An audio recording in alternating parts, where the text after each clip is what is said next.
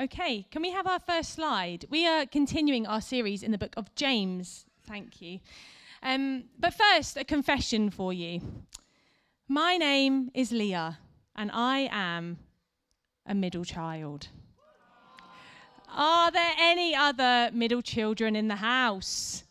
Oh, not many of us. A few. Okay, hold your hands up high. Come on, be proud. Okay.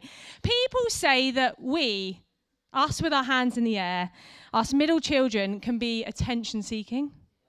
What? Exactly. We can play up a lot. What?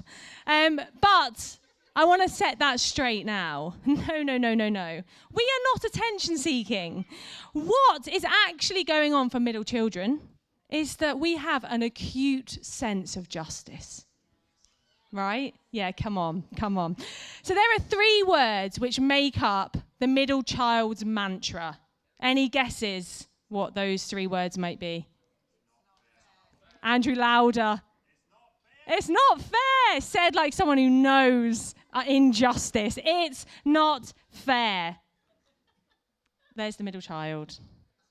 It's not fair. So those would be the what 3 words that could be used to locate any middle child at any given moment. So when I would inform my mother in a calm and collected tone that it was not fair that my brother got to stay up later than me, or it was not fair that my sister, just because she was an expert in crocodile tears, produced at any given moment, was let off the hook, or it was not fair that my height should determine whether I can go on a ride or not. When I inform my mother of this, as I say, in a very calm and collected tone, she would respond, Leah, life's not fair. And so one day, friends, we were on our way to a theme park. I was a 6-year-old with a plan. I knew from bitter experience that I was about 10 centimetres too short to go on most of the big rides. I knew the drill. You'd queue. It was always when you got to the front of the queue as well, which was really irritating. You'd queue. You'd finally get to the front. You'd subtly just stand on your tiptoes. That dreaded stick would come out. The guy would come and place it next to you, shake his head, and it was all over. You'd watch your older brother just swan gleefully onto the ride as you got marched away. The dreams of adrenaline crushed. But not today. I was a 6-year-old with a plan, and I made sure that I was wearing these bad boys.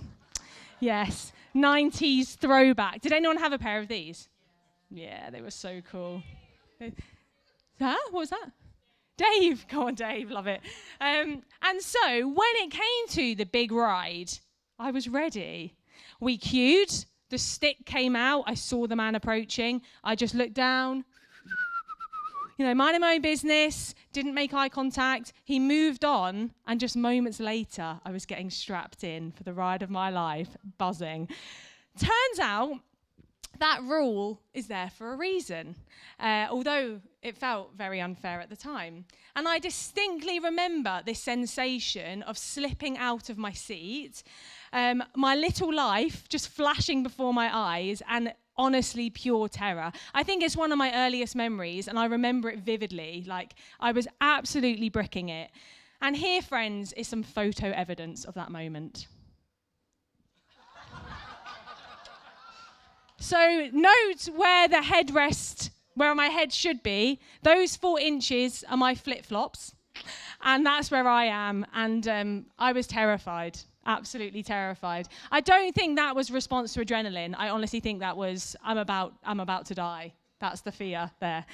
Anyway, I'll just remove that for distraction purposes. Life is not fair. That was my mantra as a kid growing up. And as if it was a call and response, my mum's reply was always, life isn't fair. And you know what? She's right. Life is not fair. Now, sometimes when you read the Bible, you can forget that it was written 2,000 years ago and to a people 2,000 miles away, because it is so directly relevant to our time, our culture, our place. And our reading today is one of those occasions. It feels so familiar. And so I'd love to invite Pam up, who's going to give us our reading. Can we give Pam a round of applause as she comes up? Pam's going to give us our reading from the book of James. And I'll hold the mic for you.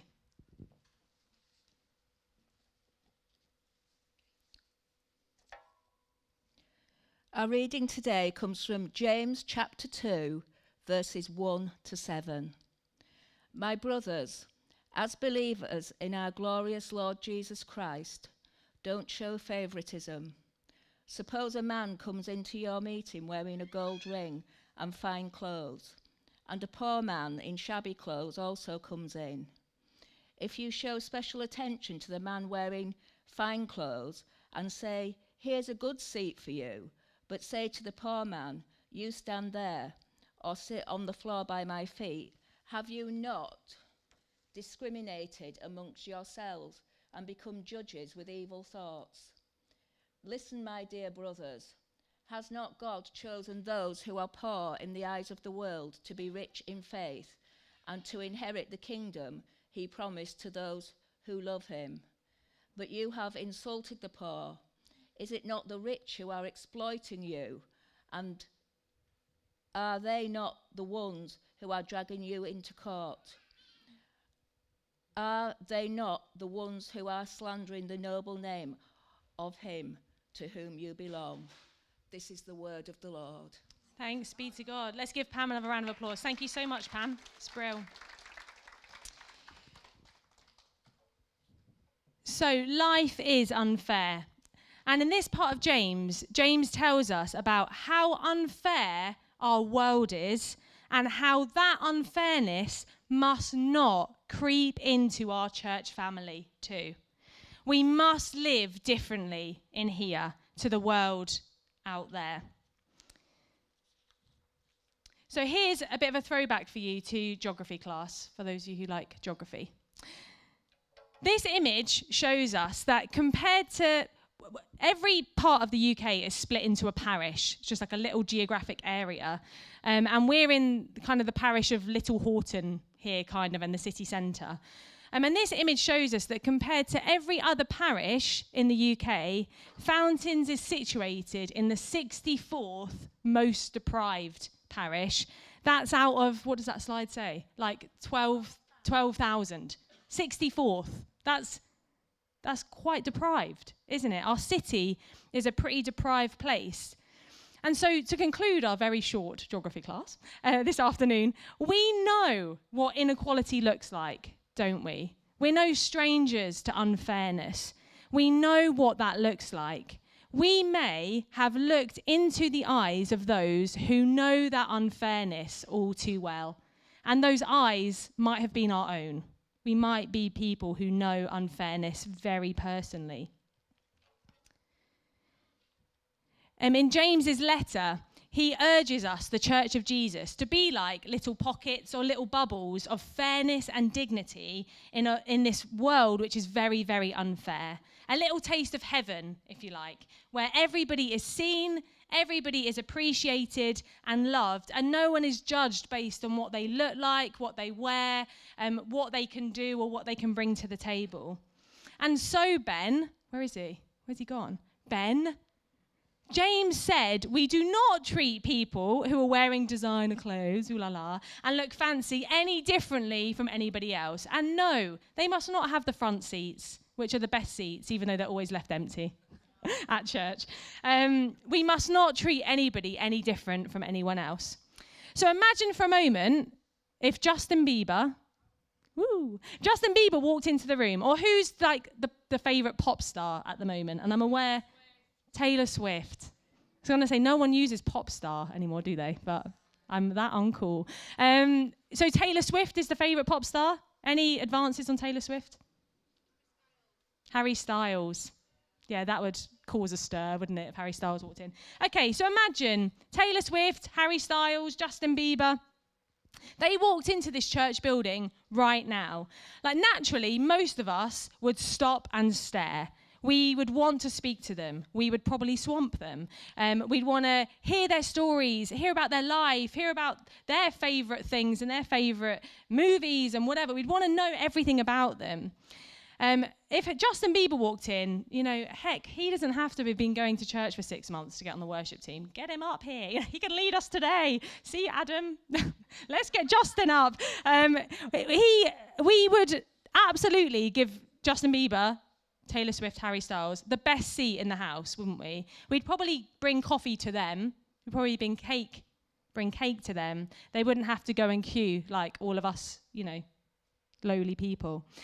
But how about if someone turned up to church looking a bit scruffy? Perhaps looking like they need a good night's sleep, maybe a hot meal, maybe a warm shower.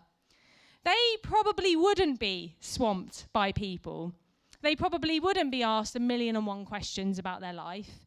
They probably wouldn't be put on stage. They probably wouldn't be given the best seat, coffee brought to them, the nice big fat slice of cake.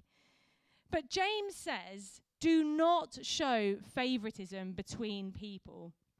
Now, that doesn't mean that we therefore should treat everybody as if they're Justin Bieber. Like, there's not enough seats in the front row, are there, for that to happen? But it does mean that we should treat everybody the same. Everybody should be treated equally, not according to their status, their fame, or their material wealth. It's like the whole world is in this huge race to the top. We're all racing to be at the top of the pyramid. We desire to be known, to be seen, to be recognized, to have power and influence, to have money, to see places, to meet fabulous people, to have the latest tech, beautiful homes, expensive things, to be loved, to be respected. None of these things are necessarily bad, but the journey quickly becomes about us getting what we want at any expense and being jealous of those who've already got the things we want in abundance. This is the big race to get on top, and most of the world are running that race. But you know what the irony is? Jesus was running an entirely different race. Jesus is in a race to get from the top to the bottom.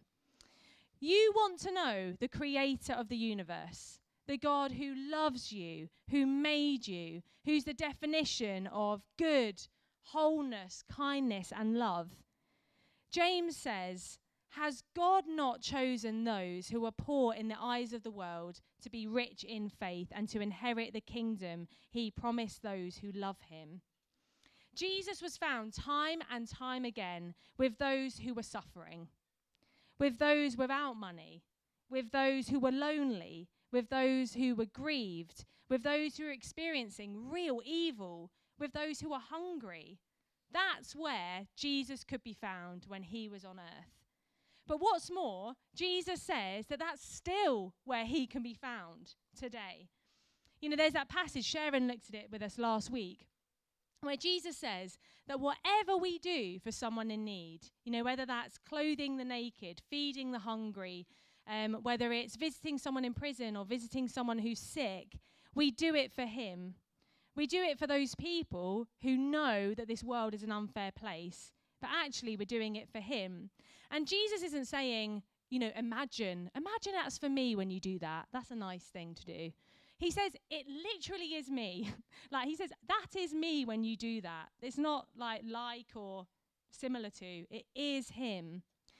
Jesus, time and time again, broke down the divides between the haves and the have-nots, not by joining that race to the top, but by racing to the bottom, giving time and dignity to those who had experienced the harsh realities of this unfair world. And he asks us to do the same. He asks us to see material wealth for what it really is, temporary. Later in the passage, he says, all material wealth will waste away. Moths will eat it. Things don't last. It's temporary. And he asks us not to show favoritism to those who have it, but to treat everybody the same, regardless of what they look like, wear, own, or bring to the table. Unity and togetherness in our church family will not happen by accident or even naturally, because this world is an unfair place and we spend 98% of our time in the world, don't we? We're at church for a couple of hours a week, maybe a bit more if you're part of a small group and stuff. But most of our time is in this unfair world. And so it's very easy for that to seep in to church culture and our church family here too. This will take intentionality, it will take proactivity, and it will take awkwardness at times. But it's where we find Jesus, in breaking down those divides between people who have lots of stuff and those who don't. So, James strikes again. A real challenge, isn't it? A real challenge. I think it was Alistair who said he's the saint of not mincing his words. Yeah, which is so accurate. James is pretty blunt. And so what we're going to do now is we're going to have a few moments of quiet. Ben's going to lead us in a prayer activity, a creative way to respond. Are you coming up? Yeah. So over to you, Ben.